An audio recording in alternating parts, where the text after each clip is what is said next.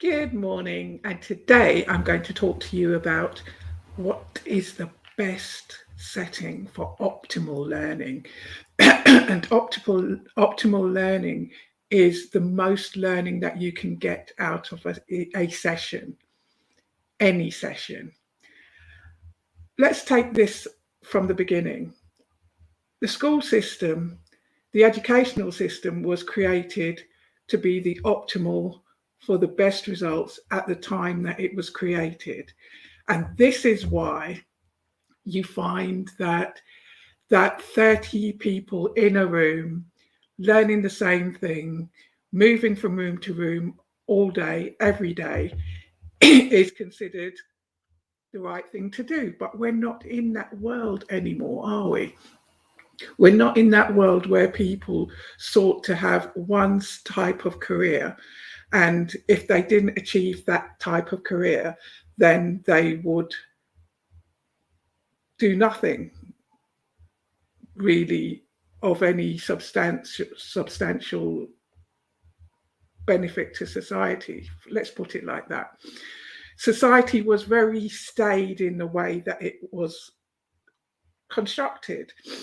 People had blue collar jobs or white collar jobs.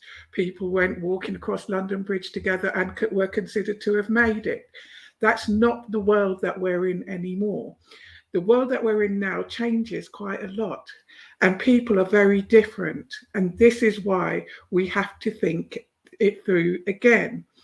Is that regular school system model optimal? Well, possibly not. I'm not saying it doesn't have benefits for some, but possibly not, because there's 30 people in a room, 30 different personalities, some struggling, some not struggling, and one teacher and possibly a couple of TAs trying to make sure that everybody learns something. No one is going to learn everything that there is possible in that lesson. Right, so let's consider what is optimal.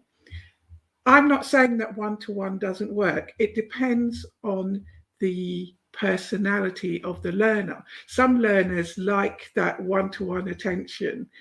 Some need that one to one attention in order to thrive because they lack confidence. But does it create optimal conditions? I would argue not. And the reason I would argue not is because we've carried out some substantial research on this. And where kids grow is where they're given conditions to grow.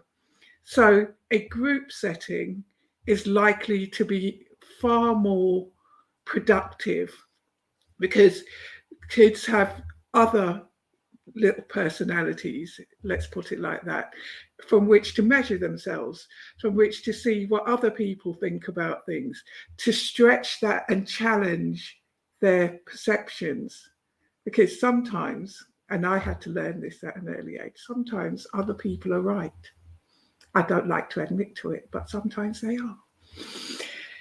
So, what we need to think about for the best setting for optimal learning is what is the personality of our young people? Do they require that little bit of attention to grow their confidence to then be in a small group?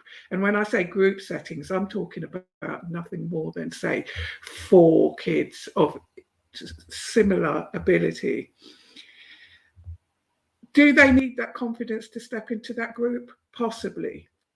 If they have that confidence to sit in that group, should they be in the group? Definitely. They should definitely be in the group to be able to grow, to be able to challenge themselves, to be able to analyze and think critically about other people's opinions more. Those soft skills are the ones that will help them out in the world. Working alone and not really seeing what other people have to think could possibly hold them back. I just wanted to give you a few things to think about today, and I think I've done that. Just think carefully about what your young person is thinking, how they work, do they challenge themselves enough What is it they want to achieve in this world? Lots of things to think about today, folks. And I will see you again soon. Have a good one.